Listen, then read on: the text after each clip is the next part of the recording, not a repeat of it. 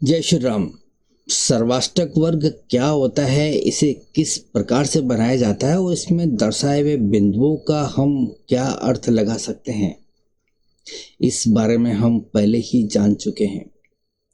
आज इस वीडियो में हम सर्वाष्टक वर्ग की उपयोगिता के बारे में बात करते हैं कि इसका हम ज़्यादा से ज़्यादा फायदा किस प्रकार से उठा सकते हैं।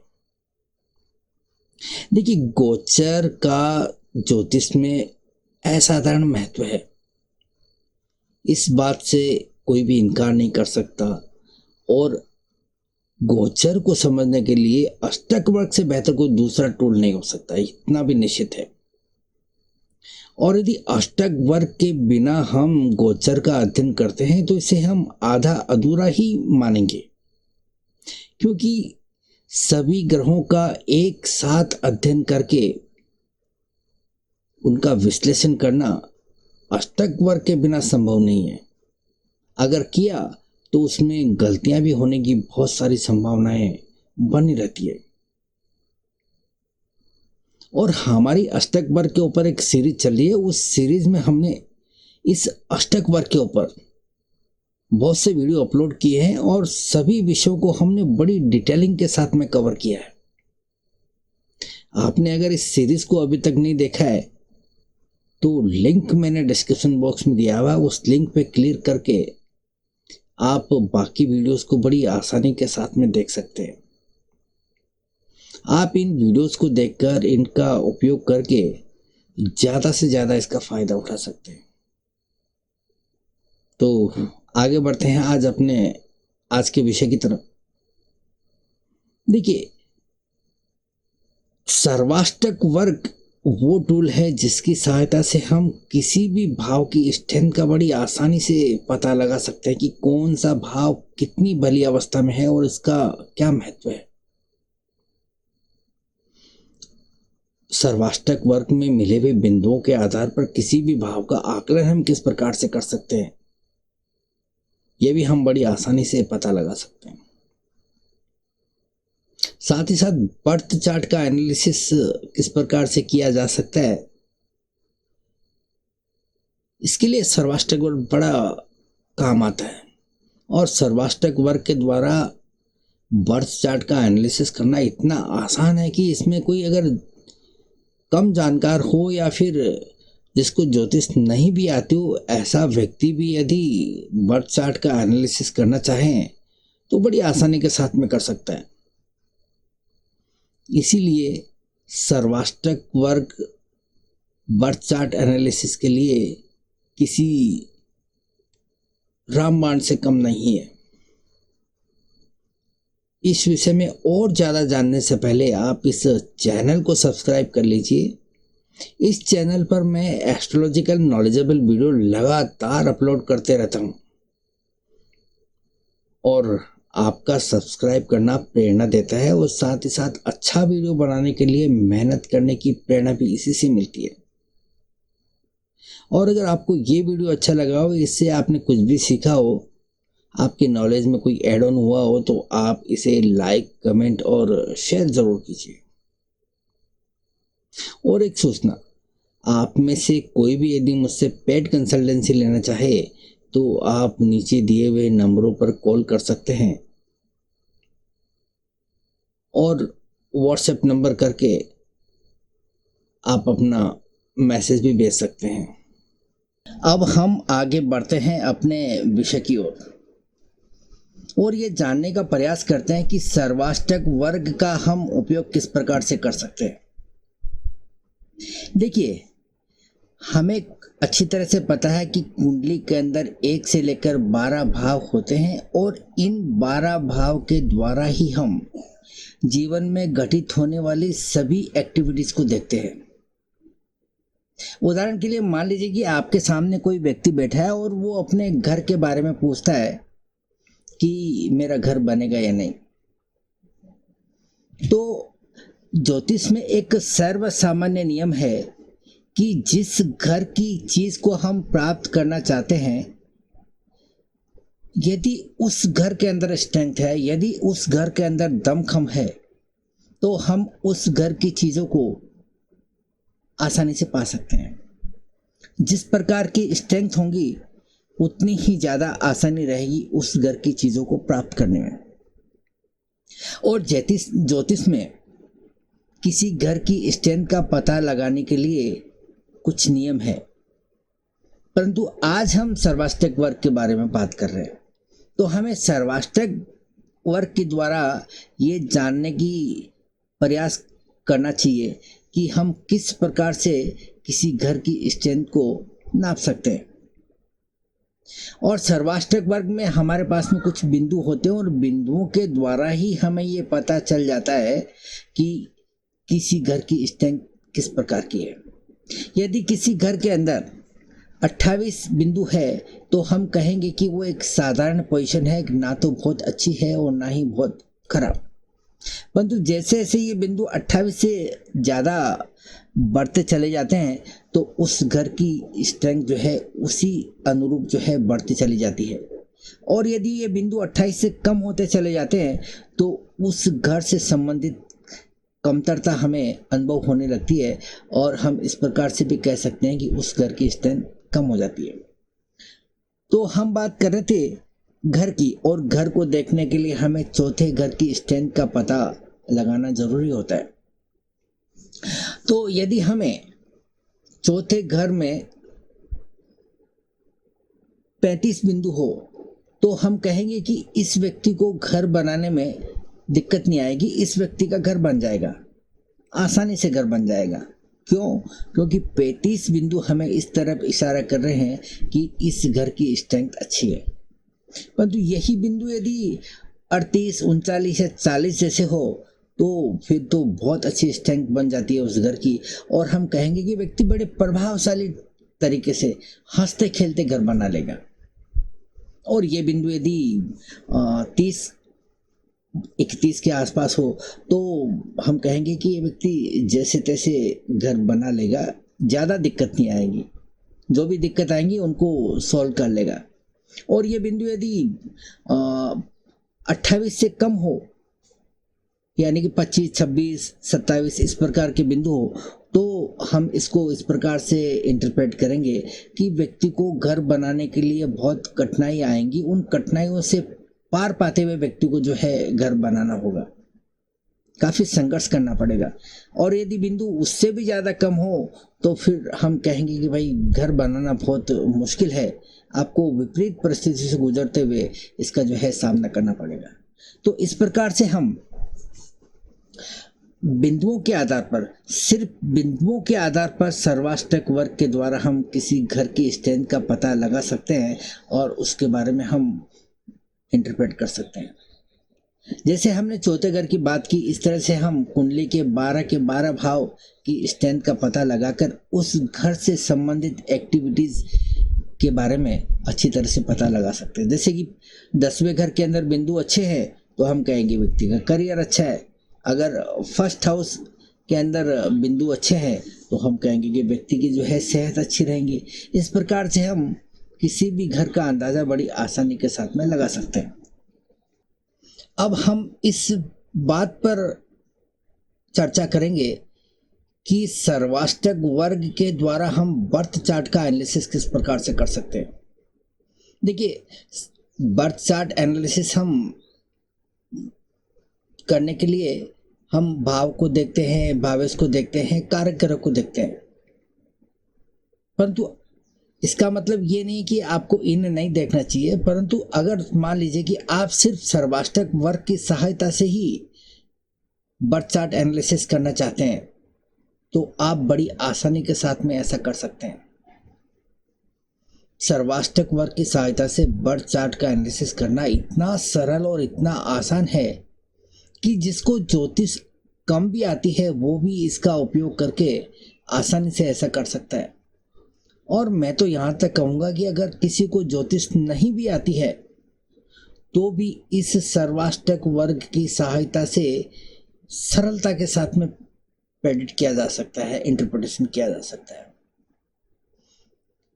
देखिए, सर्वाष्टक वर्ग पूरा जो है बिंदुओं के ऊपर आधारित है और इन बिंदुओं के आधार पर ही हम किसी भी भाव का एनालिसिस कर सकते हैं, उस भाव के बारे में जानकारी प्राप्त कर सकते हैं।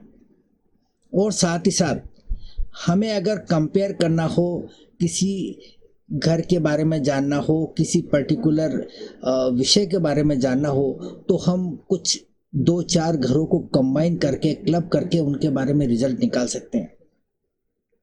जैसे कि हम सभी को पता है कि 10वें घर से हम करियर को देखते हैं, और 10वें घर में यदि बिंदु अच्छी मात्रा में है तो हम कहेंगे कि व्यक्ति का करियर अच्छा रहेगा। और यदि 10वें घर में बिंदु होने के साथ साथ हम 11वें घर को कंपेयर करते हैं, तो हमें ये पता चल जाता है कि हम जितना काम कर रहे हैं उसके अनुपात में हमें प्रॉफिट कितना होगा, हमें लाभ किस प्रकार के होंगे। जैसे मान लीजिए कि 10वें घर में 35 बिंदु है और 11वें भाव में 32 बिंदु है। जैसा कि हमें पता है कि 11वें भाव से हम प्रॉफिट को देखते हैं, इनकम को देखते हैं, सभी प्रकार के लाभ को देखते हैं। तो यहाँ पर लाभ भाव के अंदर बिंदु कम है, परंतु 10वें घर के अंदर बिंदु ज़्यादा है। इसका मतलब ये हुआ कि आप जितनी मेहनत करोगे, जितने प्रयास करोगे, उसके अनुरूप आपको लाभ प्राप्त नहीं होंगे। आप मेहनत ज़्यादा करोगे परंतु आपको लाभ कम मात्रा में होंगे। अगर हम इसका उल्टा कर लें, 10वें घर में यदि बिंदु 35 हो और लाभ भाव में बिंदु यदि 38 या 40 के आसपास हो, तो हम इस प्रकार से कहेंगे कि व्यक्ति जितनी मेहनत करेगा उसके हिसाब से व्यक्ति को लाभ ज़्यादा मात्रा में होंगे, यानी कि मेहनत से अधिक व्यक्ति को लाभ होंगे। ये कंफर्टेबल स्थिति होगी। अगर करियर के बारे में हम परेशानियों को देखना चाहें तो हमें ये अच्छी तरह से पता है कि कुंडली के 8वें भाव से हम परेशानियों को देखते हैं। अगर हम 10वें घर की बात करें तो 10वें घर से 8वां जो है 5वां घर होता है। आप 10वें घर से गिनना अगर शुरू करेंगे तो 5वां घर जो है 8वां होता है।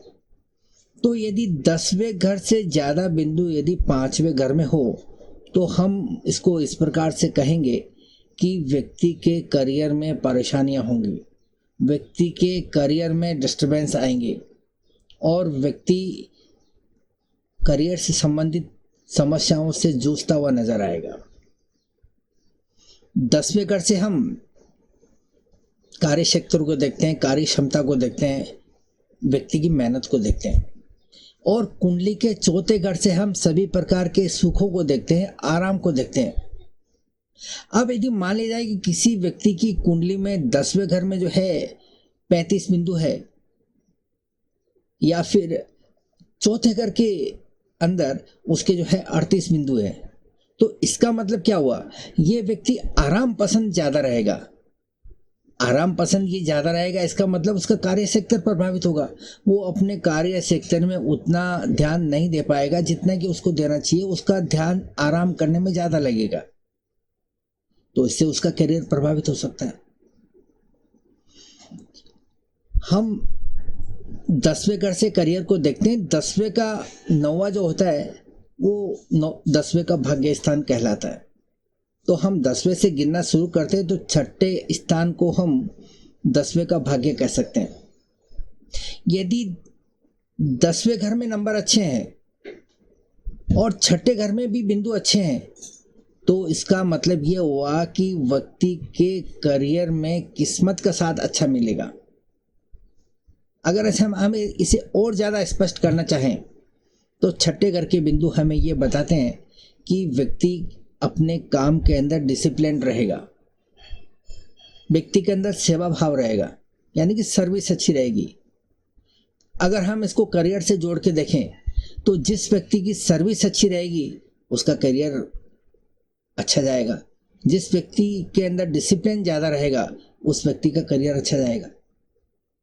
ठीक इसी प्रकार से भावात भावम नियम को हम अगर अप्लाई करें तो 10वें का 10वां जो होता है 7वां घर होता है।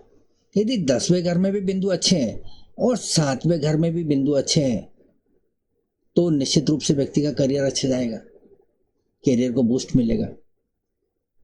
अब अगर हम लगन की बात करें तो लगन में बिंदु अच्छे हैं और 10वें घर में भी बिंदु अच्छे हैं, तो व्यक्ति के अंदर वो क्षमताएं होंगी कि व्यक्ति अपने करियर में ग्रो कर सके।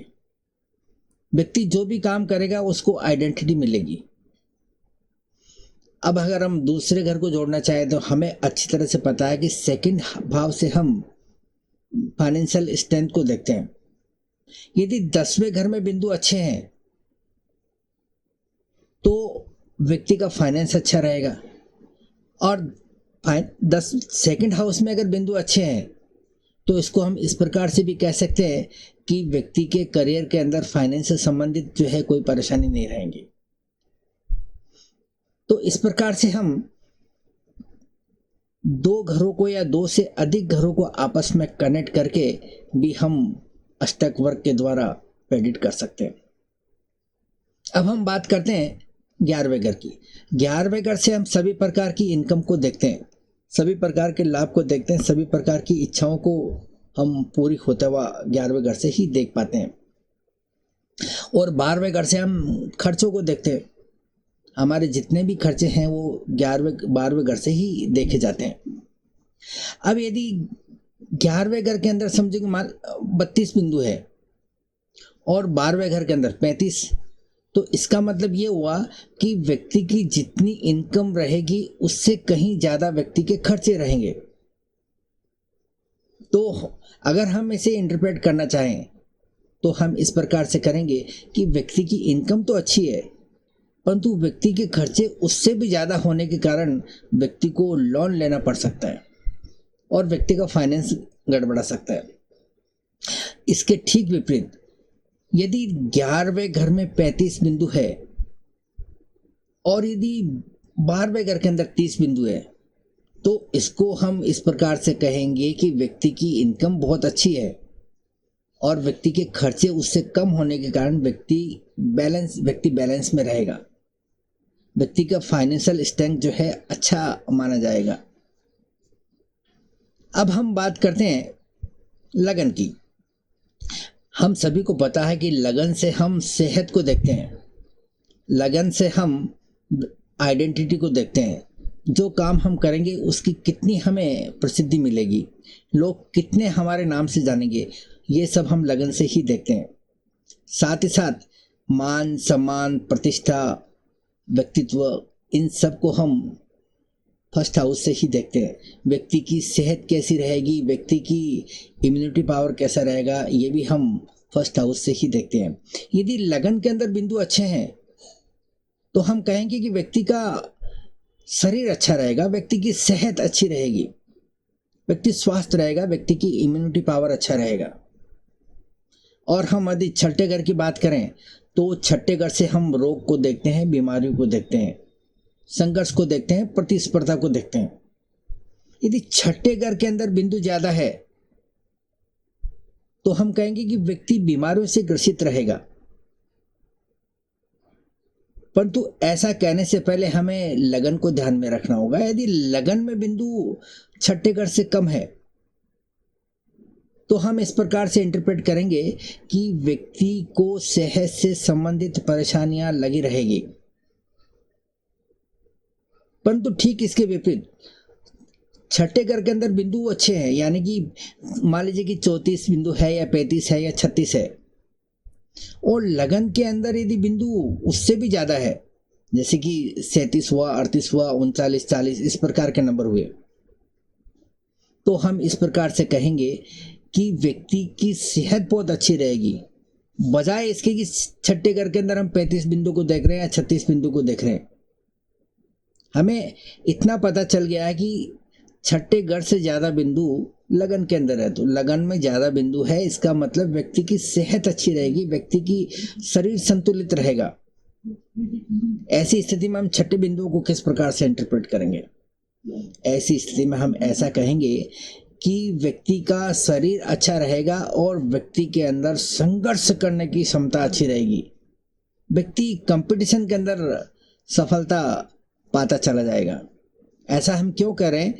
क्योंकि छठे घर के अंदर बिंदु अच्छे हैं और लगन के अंदर बिंदु भी अच्छे है, इस कारण से हम सेहत यहाँ पर अच्छी मानेंगे। और जो छठे घर के बिंदु है उसको हम कंपटीशन के तौर पर जो है बेहतर बना के जो है उसको इंटरप्रेट करेंगे। संघर्ष क्षमता के तौर पर जो है छठे भाव को हम इंटरप्रेट करेंगे। अब हम बात करते हैं तीसरे घर की। यदि तीसरे घर के अंदर बिंदु अच्छे हैं तो इसका मतलब ये भी है कि व्यक्ति की इच्छाएं ज्यादा होंगी। और यदि 11वें घर के अंदर तीसरे घर से कम बिंदु है तो हम कहेंगे कि व्यक्ति की इच्छाएं अधूरे रहेंगी, व्यक्ति की इच्छाएं जो है उस मात्रा में पूरी नहीं हो पाएंगी जितनी की होनी चाहिए। परंतु यदि तीसरे घर के अंदर समझिए माने कि 33 बिंदु है, 34 है या फिर 35 है, और 11वें घर में उससे भी ज्यादा बिंदु है जैसे कि 36, 37, 38 इस प्रकार के, तो इसका मतलब ये हुआ कि व्यक्ति की इच्छाएं बहुत रहेंगी, परंतु जो भी इच्छाएं हैं वो इच्छाएं पूरी हो जाएंगी, क्योंकि 11वां भाव हमें इच्छा पूर्ति की तरफ इशारा करता है। और 11वें भाव में बिंदु तीसरे भाव से अधिक होने के कारण व्यक्ति की कोई भी इच्छा अधूरी नहीं रहेंगी, सभी इच्छाएं पूरी होंगी। अब हम लगन की बात करते हैं। लगन से हम जो है अपने खुद को देखते हैं, खुद का शरीर, खुद का स्वभाव, खुद का व्यक्तित्व। और 7th हाउस से हम लाइफ पार्टनर को देखते हैं। यदि लगन से बिंदु यदि 7th हाउस में ज्यादा हुए तो इसका सीधा सा इंटरप्रिटेशन है कि व्यक्ति का जो लाइफ पार्टनर है वो काफी डोमिनेटेड रहेगा। वो व्यक्ति के जो है मैरिटल लाइफ को डोमिनेट करेगा, उसका वर्चस्व ज्यादा रहेगा। और ठीक भी इसके विपरीत यदि 7th हाउस के अंदर यदि बिंदु कम है और यदि 1st हाउस के अंदर बिंदु ज्यादा है तो इसका उल्टा हो जाएगा। व्यक्ति के खुद का वर्चस्व ज्यादा रहेगा और लाइफ पार्टनर जो है थोड़ा संतुलित रहेगा, उससे कम प्रभावशाली रहेगा। इसको हम अपने हिसाब से बर्थ चार्ट में जिस भाव के अंदर जितनी बिंदु है उस बिंदुओं का आकलन हम अपने हिसाब से कर सकते हैं। जैसे मान लिया जाए कि 5th हाउस के अंदर हम संतान को देखते हैं, एजुकेशन को देखते हैं, तो 5th हाउस में यदि बिंदु अच्छे हैं तो हम कह सकते हैं कि संतान का सुख मिलेगा, व्यक्ति की एजुकेशन अच्छी रहेगी। परंतु 5th हाउस का अगर हम छठा गिने तो वो 10वां होता है। तो 5th हाउस से भी ज्यादा बिंदु अगर 10वें घर में हो तो हम ऐसा कह सकते हैं कि संतान को सेहत से जुड़ी हुई कुछ परेशानियां हमें देखने को मिलेंगी। और यदि 5th हाउस से हम 8वां गिने तो 12वां होता है। यदि 5th हाउस से ज्यादा बिंदु अगर 8वें में हो तो हम क्या कहेंगे? संतान की समस्याएं, संतान की परेशानियां। व्यक्ति की संतान परेशानियों से घिरी हुई रहेंगी, या फिर ऐसा भी हो सकता है कि संतान परेशानियों में रहेंगी इसलिए आप परेशान रहेंगे। इस प्रकार से हम बिंदुओं के आधार पर किसी भी घर का एनालिसिस बड़ी आसानी के साथ में कर सकते हैं। इसमें बड़ी आसानी होती है, सरलता होती है, कोई दुविधा वाला कोई काम नहीं होता है इसके अंदर। तो इस प्रकार से हम सर्वाष्टक वर्ग का उपयोग करके हम किसी भी बर्थ चार्ट का एनालिसिस बड़ी आसानी के साथ में कर सकते हैं। तो उम्मीद करता हूं कि ये विषय आपको अच्छा लगा होगा और इससे आपको ज़रूर कुछ न कुछ सीखने को मिला होगा। अगर ये वीडियो आपको अच्छा लगा, इससे आपने कुछ भी सीखा हो तो इसे लाइक, कमेंट और शेयर करना मत भूलिए। और मिलते हैं अगले वीडियो में किसी नई जानकारी के साथ में। तब तक के लिए इजाज़त। Thank you.